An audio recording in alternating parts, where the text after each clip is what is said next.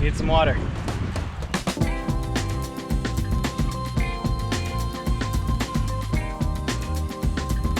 So, about a month ago I did an e-bike review, and I rode that bike everywhere. I went to the supermarket, I went to the park, I went to the beach, I mean everywhere. I put in some serious miles, and that got me thinking. Can a cargo bike like this one replace my car? All right, I know what you're thinking. It's too cold in Minnesota to ride an e-bike during the winter, don't you know?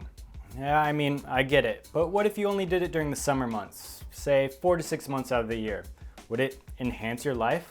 Could you save money? I live in SF, and it's pretty ideal for this scenario. I mean, it never goes below 45 degrees and it hasn't rained for a really long time, which is why all the fires are happening. But one thing about SF is it's quite expensive. So I do have my home, and that's something I need. I need a place to live, a place to sleep, a place to quarantine, and a place to do all my business deals. So how many tons of potatoes do you need? Also, I'm trying to retire. I'm trying to put as much money away as possible so I can retire early. I mean, retiring is sexy, am I right? And then there's food. I'll spend whatever on food. I love eating. It's so good. And then there's the car, which is a huge expense. I mean, I have to pay for maintenance, gas, insurance, parking. It adds up to be quite a bit a year. And for the most part, it just sits, as you can tell by all the spider webs all over it. So I kind of think the car can go. I only use it like once a week. It sits way too often. And if I have an e-bike, I use it even less. Oh, what if I have to go out on a date? Hello? Hey, Katie. I have a question for you. So for our date tomorrow, would it be okay if I picked you up on an e-bike? Oh, sure. I think that sounds fun. I've never been on an e-bike before. I probably shouldn't wear a dress though, huh? Yeah, let's not do that. All right, that sounds awesome. That's that. I think it'd be kind of cute to go out on a picnic date. So I've come up with a test. I'm going to see if the Yuba Mundo can handle all my errands in a day. I have to go to Costco, I have to go to Trader Joe's, and then I have to go to Safeway to fill up this guy. Who doesn't love filtered water? This thing will weigh about 42 pounds when it's full. I'm going to have quite the load on the bike. This should be a good test. There's lots of variables involved. There's the battery, there's the cargo, then there's me. I mean, I'm okay to break a sweat, but is it going to be too much of a hassle or not? Let's go get this bike kitted out and we'll see.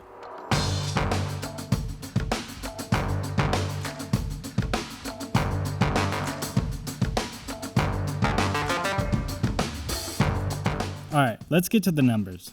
The Yuba Mundo costs $4,500, but with the 16 add-ons that Yuba provided, the bike comes out to be $5,349 before taxes.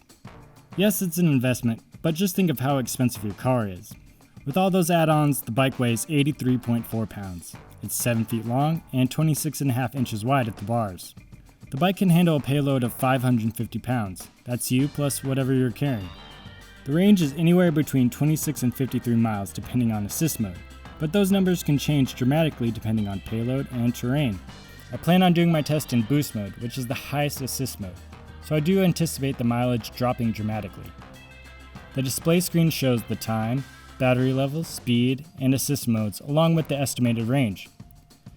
You can also see the time, average speed, max speed, cadence, distance, odometer, and range.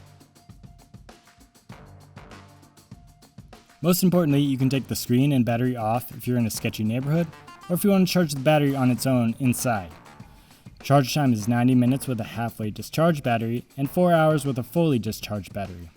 The bike is equipped with the 250 watt Shimano E8000 motor and a 504 watt hour battery.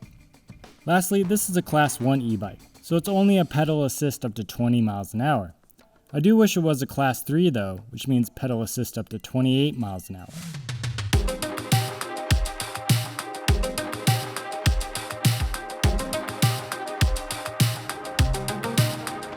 Out here on the road, the Yuba Mundo is a very comfortable bike. Not only in the riding position, but at the pedal too, where the motor is. On here we have the Shimano E8000 motor, and it's a direct drive motor, and it's really smooth. Way better than those hub motors. I really like it. What also plays into the comfort is the gearing. Here we have a Shimano Dior 10-speed, and it's buttery smooth. Listen. Oh yeah, I love it. But sometimes I wish I could go a little bit faster. A couple more high gears would be adequate. As for the weight and length of the bike, it's something you don't really feel. But what you do feel is a large cargo load. You just have to be conscious of how you load the bike. It has to be well balanced for the best ride. Also, what changes quite a bit is your turning and your braking, so you have to be cautious of that.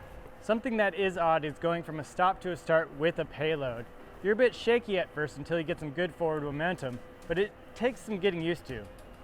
Okay, so I think I'm ready for my errands. I did change out the back to a crate because I thought that would fit the jug the best. That's kind of what I'm most worried about. It's an awkward amount of weight, but we'll see how it goes. Otherwise, I should have plenty of room. I have the 80-liter side bags. Shouldn't be a problem with the groceries. All right, let's hit it.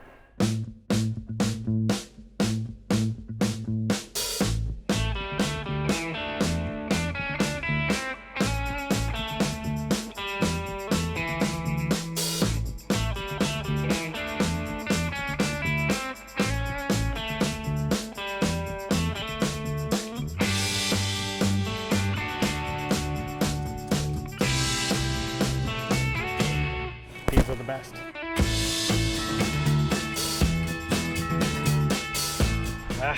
Need some water.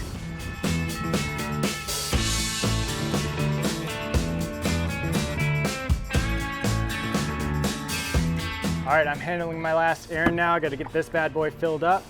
I'm about 2 miles from home and I have 12 miles of range. It shouldn't be too much of a problem, but there is one big hill and it's steep.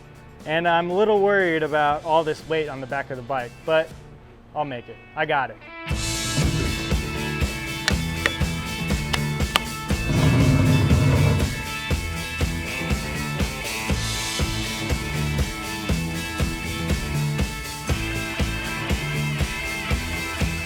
All right, we made it to the hill. I'm gonna keep an eye on this mileage. It's at 6 miles right now. We should have plenty of juice to make it. I'm gonna drop her into a lower gear and now we're crushing it. It did go from 6 miles to 5 miles. Oh yeah, we got it. Easy peasy. All I can think about is that Kate Bush song. Plenty of juice to make it home. So replacing a car with an e-bike can be done. Those errands weren't an issue for me, but I did run into some issues. First of all, with the car, you can lock stuff inside of it, but with an e-bike, you can't really do that. Second, the bike is big and heavy, and really hard to get up into my house, so a garage is ideal. Third, I go camping and I go on road trips, and that's something you can't really do with an e-bike. I mean, you can go bike camping, but that's something else entirely. The Yuba Mundo is a great bike, and I would highly recommend it. I really liked all the storage possibilities. One thing that did irk me though was some of the wiring was put together with zip ties, and for $4,500, that kind of feels cheap. Replacing a car with an e-bike is a complete lifestyle change. Having a car is a luxury, and it's a luxury I do enjoy having. I don't think I can give up on camping and road trips. That's really important to me. As of now, I know I can do it. I just don't know if I will. Hey everyone, thanks for watching. Be sure to check out these other 2 videos and to like and subscribe down below. And let me know your thoughts. Could you replace your car with an e-bike? Hold on, excuse me. Hello, potato company?